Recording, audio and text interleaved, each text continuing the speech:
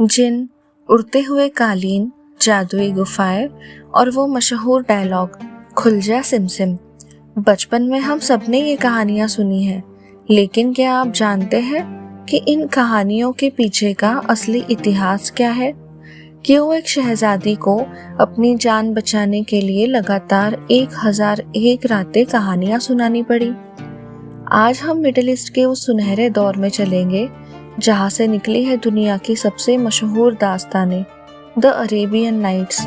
Video बहुत interesting होने वाला है, एंड तक जरूर देखना।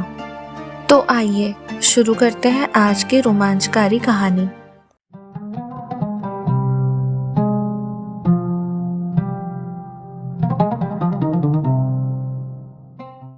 समरकंद और फारस के विशाल साम्राज्य पर दो भाई शासन करते थे। बड़े भाई का नाम था सुल्तान शहरयार, जबकि छोटे भाई का नाम शाहजमान था। दोनों ही वीर, न्यायप्रिय और अपनी प्रजा के प्रिय शासक थे। दोनों भाइयों के बीच गहरा प्रेम और अटूट विश्वास था। एक दिन सुल्तान शहरयार ने अपने छोटे भाई शाहजमान को राजधानी आने का निमंत्रण भेजा। शाहजमान पूरे उत्साह के साथ यात्रा पर निकले, लेकिन रास्ते में उन्हें याद आया कि वे अपनी प्रिय बेगम के लिए एक बहुमूल्य उपहार महल में ही भूल आए हैं। उन्होंने बिना किसी को बताए आधी रात को महल लौटने का निर्णय लिया। जब वे चुपचाप अपने कक्ष के पास पहुंचे तो उनके पैरों तले जमीन खिसक गई। उन्होंने अपनी पत्नी को महल के एक दास के साथ विश्वासघात करते हुए देखा। ये दृश्य उनके लिए असहनीय था। जिस रानी पर उन्होंने सबसे अधिक विश्वास किया था, वही उनके विश्वास को तोड़ चुकी थी। इस घटना ने शाहजमान का हृदय तोड़ दिया। गहरे दुख और निराशा में डूबे वे अपने भाई शहरयार के महल पहुंच गए, लेकिन उनके चेहरे से मुस्कान गायब हो चुकी थी। सुल्तान शहरयार ने अपने भाई की उदासी देखी और कारण जानने का प्रयास किया। शाहजमान ने पहले तो कुछ नहीं बताया, परंतु जब शहरयार ने बार बार आग्रह किया तब उन्होंने पूरी घटना सुना दी। शहरयार को अपने भाई पर पूरा विश्वास था, लेकिन उनके मन में ये प्रश्न भी उठ रहा था कि क्या ऐसा विश्वासघात वास्तव में संभव है? कुछ दिनों बाद शहरयार शिकार पर जाने की तैयारी करने लगे। वे अपने सैनिकों के साथ महल से निकल गए, लेकिन थोड़ी ही दूर जाकर उन्होंने गुप्त रूप से वापस लौटने का निश्चय किया। वे यह जानना चाहते थे कि उनके अनुपस्थित रहने पर महल में क्या होता है। रात के अंधेरे में शहरयार बिना किसी को बताए महल के एक ऊंचे हिस्से में छिप गए। कुछ ही देर बाद उन्होंने देखा कि उनकी अपनी रानी ने महल के सेवकों और दासों को भीतर बुलाया। वहाँ संगीत, नृत्य और उत्सव का वातावरण बन गया। फिर शहरयार ने अपनी रानी को एक ऐसे व्यक्ति के साथ प्रेमपूर्ण व्यवहार करते देखा जो राजा नहीं था। ये दृश्य देखकर उनका हृदय टूट गया। जिस स्त्री को वे अपना सबसे विश्वसनीय साथी मानते थे, उसी ने उनके विश्वास को चकनाचूर कर दिया था। शहरयार स्तब्ध रह गए। उन्हें लगा कि यदि एक सम्राट की रानी भी इतनी बड़ी बेवफाई कर सकती है, तो संसार में किसी पर भी विश्वास नहीं किया जा सकता। इस घटना ने उनके स्वभाव को पूरी तरह बदल दिया। वे पहले न्यायप्रिय, दयालु और उदार शासक थे, लेकिन विश्वासघात की इस पीड़ा ने उन्हें कठोर और क्रोधित बना दिया। उनके मन में स्त्रियों के प्रति गहरा अविश्वास पैदा हो गया। उन्होंने ये मान लिया कि कोई भी स्त्री सच्ची और निष्ठावान नहीं हो सकती। यही वो दुखद मोड़ था जिसने आगे चलकर पूरे राज्य का भविष्य बदल दिया। इसी मानसिक स्थिति में शहरयार ने एक क्रूर निर्णय लिया।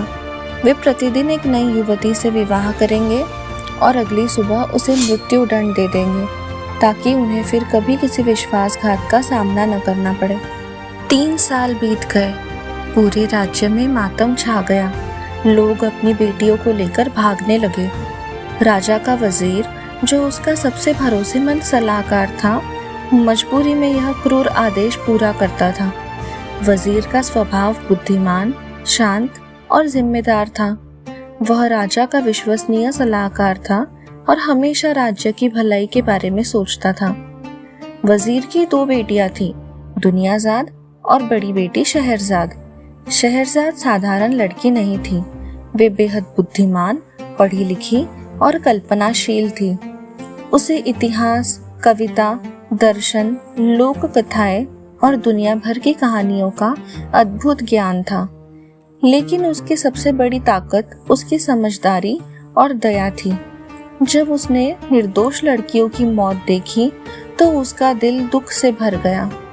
एक रात वो अपने पिता के पास गई और बोली, पिताजी, मैं राजा शहरयार से शादी करना चाहती हूँ।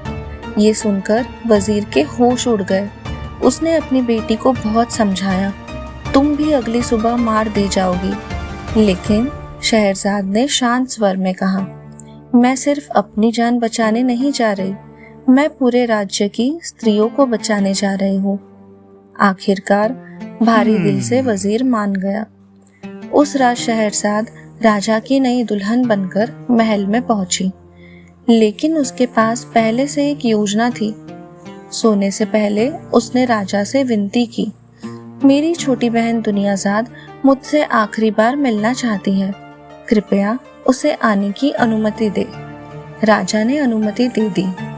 आधी रात के बाद दुनियाजाद कमरे में आई और योजना के अनुसार बोली, बहन, सुबह होने से पहले मुझे अपनी एक सुंदर कहानी सुनाओ। शहरजाद ने राजा की ओर देखा और मुस्कुराकर कहा, अगर मेरे मालिक अनुमति दे। राजा उत्सुक हो गया और उसने हाँ कह दिया। तभी शहरजाद ने अपनी पहली कहानी शुरू की। बहुत समय पहले रेगिस्तानों और कारवाओं की दुनिया में एक अमीर व्यापारी रहता था। वो दूर दूर के शहरों में व्यापार करता था और अपनी ईमानदारी के लिए जाना जाता था। एक दिन वह अपने ऊंट पर सामान लादकर लंबी यात्रा पर निकला। तेज धूप थी, गर्म हवाएं चल रही थी और चारों तरफ सुनहरा रेगिस्तान फैला हुआ था। कई घंटों की यात्रा के बाद व्यापारी थक गया। उसे रास्ते में एक बड़ा पेड़ दिखाई दिया जिसके नीचे ठंडी छाया थी। उसने अपना सामान नीचे रखा, पानी पिया और आराम करने बैठ गया। उसके थैले में कुछ मीठे खजूर थे। आराम से खजूर खाने लगा और उनकी गुठलियां लापरवाही से इधर उधर फेंकता गया। लेकिन उसे बिल्कुल अंदाजा नहीं था कि अगले ही पल उसकी जिंदगी बदलने वाली है। अचानक आसमान काला पड़ने लगा। रेगिस्तान में तेज तूफान उठ गया। हवा इतनी जोर से चलने लगी कि पेड़ की शाखाएं कांपने लगी। व्यापारी घबरा गया। तभी धुएं और आग के भयानक गुब्बार के बीच एक विशाल जिन प्रकट हुआ। उसकी आंखें अंगारों की तरह जल रही थी।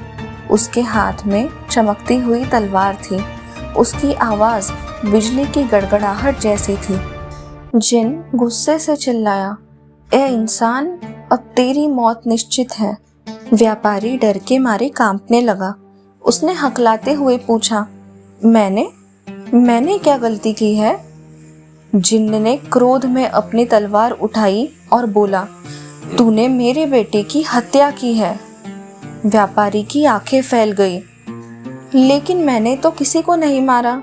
जिन गरजा, जब तू खजूर खा रहा था तब तूने उनकी गुठलियां फेंकी। उनमें से एक गुठली मेरे बेटे को आके लगी और वह मर गया। व्यापारी घुटनों के बल गिर पड़ा। उसने रोते हुए कहा, मुझे माफ कर दो, मैंने जानबूझकर ऐसा नहीं किया। मुझे तो पता भी नहीं था कि यहाँ कोई है। लेकिन जिन का गुस्सा शांत नहीं हुआ। वो बोला, चाहे जानबूझकर किया हो या नहीं, मौत की सजा तो मिलेगी। व्यापारी समझ गया कि अब बचना मुश्किल है। तब उसने आखिरी विनती की, मेरी एक बात सुन लो, मुझे सिर्फ 1 साल का समय दे दो।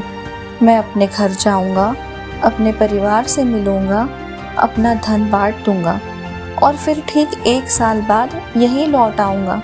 मैं वादा करता हूँ। जिन ने कुछ देर उसे घूरा, फिर बोला, अगर तू वापस नहीं आया तो मैं पूरी दुनिया में तुझे ढूंढ निकालूंगा। व्यापारी ने सिर झुकाकर वादा किया और जिन्न अचानक धुएं में गायब हो गया। व्यापारी अपने शहर वापस लौटा। जब उसके परिवार ने उसे देखा तो सब खुश हो गए, लेकिन व्यापारी के चेहरे पर उदासी थी। उसने अपने परिवार को पूरी घटना बताई। उसकी पत्नी रोने लगी, बच्चे डर गए। दोस्तों और रिश्तेदारों ने कहा, मत जाओ, कौन अपनी मौत के पास वापस जाता है। लेकिन व्यापारी ईमानदार इंसान था। वो अपना वादा तोड़ना नहीं चाहता था। पूरा 1 साल बीत गया और आखिर वह दिन आ गया। सुबह सुबह व्यापारी अकेले उसी पेड़ के नीचे वापस पहुंच गया। उसकी आंखों में डर था, लेकिन दिल में सच्चाई। वह बैठकर अपनी मौत का इंतजार करने लगा। कुछ देर बाद वहां एक बूढ़ा आदमी आया। उसके साथ एक सुंदर हिरनी थी। बूढ़े ने व्यापारी से पूछा, तुम यहाँ इतने दुखी क्यों बैठे हो? व्यापारी ने पूरी कहानी सुना दी। बूढ़ा आदमी हैरान रह गया।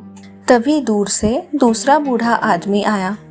उसके साथ 2 काले शिकारी कुत्ते थे। उसने भी वही सवाल पूछा और व्यापारी ने फिर अपनी सारी बातें बताई। फिर तीसरा बूढ़ा आदमी आया, जिसके साथ एक खच्चर था। उसने भी वही सवाल पूछा और व्यापारी ने उसे भी सारी बातें बताई। तीनों बूढ़े व्यापारी के साथ बैठ गए। तभी अचानक धरती कांपने लगी। आसमान में काला धुआं फैल गया और वही भयानक जिन्न फिर प्रकट हुआ। उसकी आंखों में पहले से भी ज्यादा क्रोध था। वो गरजा, समय पूरा हो गया इंसान। व्यापारी ने आंखें बंद कर ली। इतनी कहानी सुनाकर शहरजाद चुप हो गए। राजा पहली बार किसी बात में इतना डूब गया था। वो बेचैन होकर बोला, आगे आगे क्या हुआ? क्या उस जिन्न ने व्यापारी को मार दिया?